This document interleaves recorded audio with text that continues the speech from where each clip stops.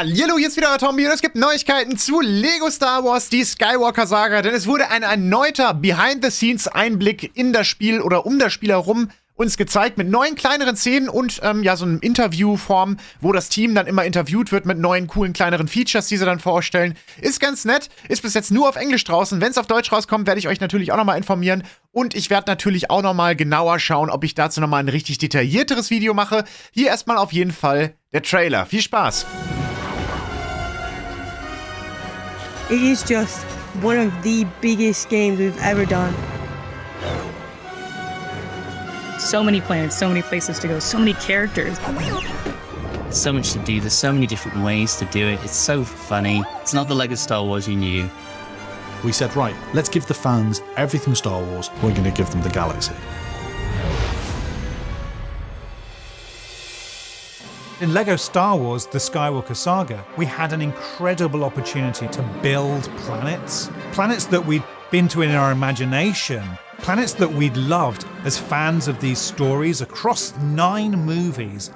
One of the big things we wanted to focus on when we started this game was freedom. We wanted to blur the lines between levels and open world exploration as much as possible in this game so that it felt like one big, cohesive galaxy. The game itself is obviously episodic. As players play through those, they will unlock these wonderful planets that they'll get to explore. You can go from Tatooine to Coruscant, you can go to Bespin, you can go to Agent Kloss, you can go to Acto.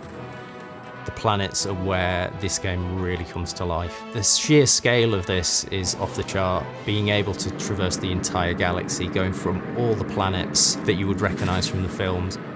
We've just really tried to delve into making each planet feel like alive and unique to what it was in the film.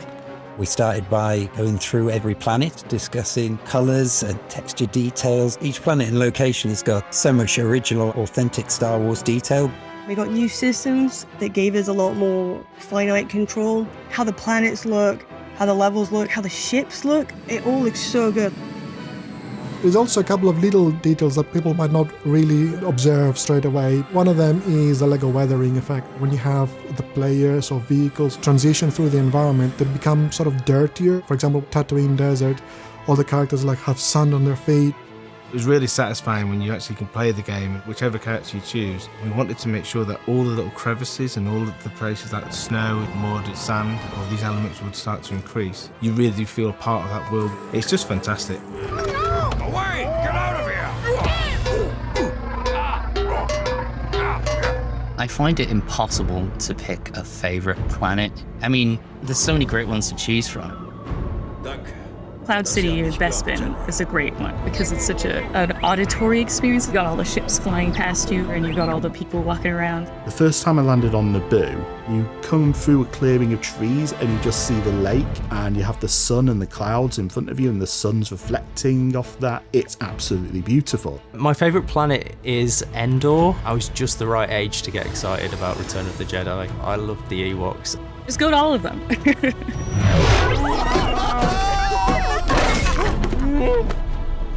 The world of LEGO Star Wars The Skywalker Saga needed to be alive. So we built a galaxy with space missions, with side quests, with all kinds of secret challenges wherever you go.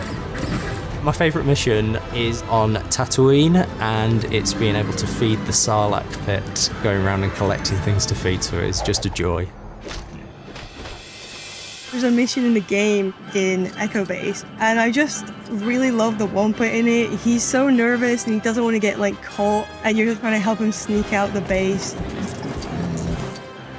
There are some missions where the player will follow a string of missions. That mission giver might send you from Acto to Exegol, and you've got to travel across the galaxy and finish that mission. And that's something new we haven't actually done in previous games so much.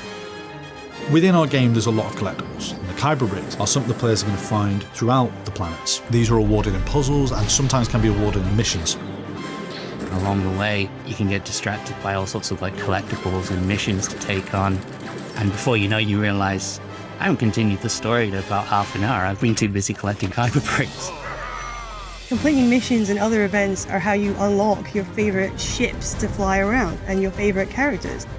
You'll see characters in this game that you have never seen in any of our Star Wars games. We created them just for this game. I really love that you can play as Mama the Hutt, which I think is just great because I want to be Jabba with lipstick on. Characters such as Yaddle. Babu Frick is hilarious because he's so tiny. I am a huge fan of Star Wars, so I was so excited to be part of this. It was even more exciting to get to work on these planets I've loved seeing in the films and exploring them even more. The work that the team have put into it is incredible. I couldn't be prouder to have been part of this game. We were able to capture so many worlds and bring them all together and really create them the way that we wanted to is something that I'll always be proud of.